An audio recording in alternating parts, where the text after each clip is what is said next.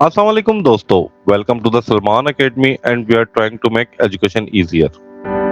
दोस्तों, आज की इस वीडियो में हम विलियम ब्लेक की एक और masterpiece poem the echoing garden के अबाउट स्टडी करेंगे।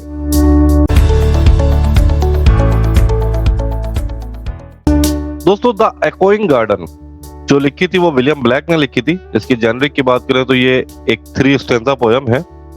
इसकी थीम की बात करें तो यूथ वर्सेस एज के ऊपर, रीबर्थ वर्सेस रेनेवाल के ऊपर एंड अबेंडन वर्सेस अथॉरिटी के ऊपर डिपेंड करती है।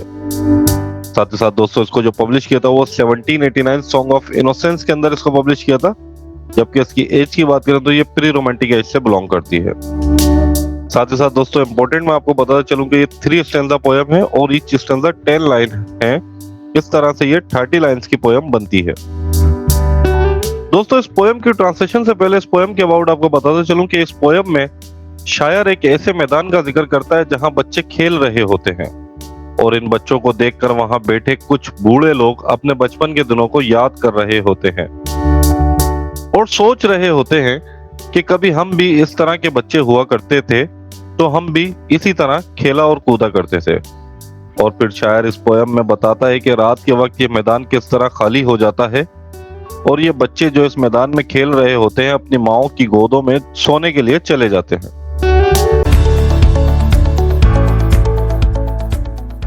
The sun does arise, and make happy the skies, the merry bells ring, to welcome the spring, the skylark and thrush, the birds of the bush, sing louder around, to the bell's cheerful sound. While our sports shall be seen, on the echoing green. जब सुबह सूरज निकलता है और आसमान को खुश कर देता है और चर्च की खुशी वाली घंटियां बजती हैं और ये सब मौसम बहार को खुशामदीद कहते हैं।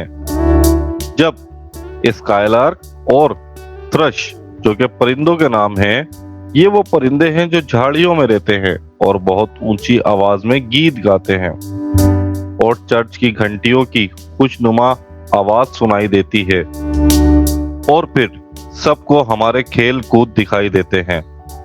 इस गूंजती हुई आवाज वाले सर शबो शादाब मैदान में। Old John, with white hair, does laugh away care, sitting under the oak, among the old folk, they laugh at our play, and soon they all say, such were the joys.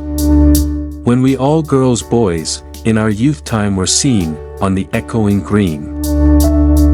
एक बूढ़ा जिसका नाम John है, अपने सफेद बालों के साथ वो बहुत ज्यादा हंसता है और इसके तमाम गम और परेशानियां दूर हो जाती हैं जब वो हमें खेलता हुआ देखता है।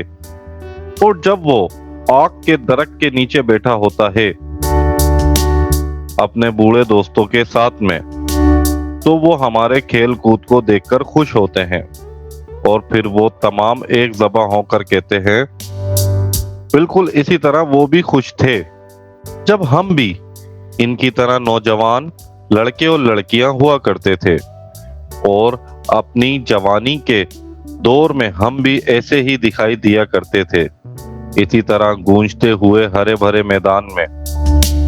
Till the little ones weary, no more can be merry, the sun does descend, and our sports have an end, round the laps of their mothers, many sisters and brothers, like birds in their nest, are ready for rest, and sport no more seen, on the darkening green.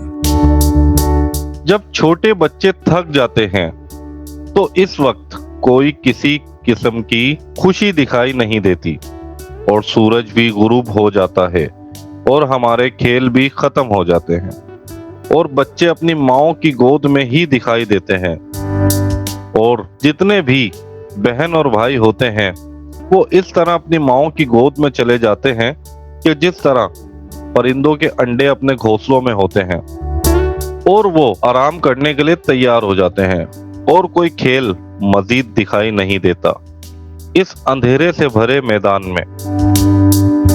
तो दोस्तों, इस poem की translation थी। उम्मीद करते हैं पसंद आई होगी आपको, समझ आई होगी आपको।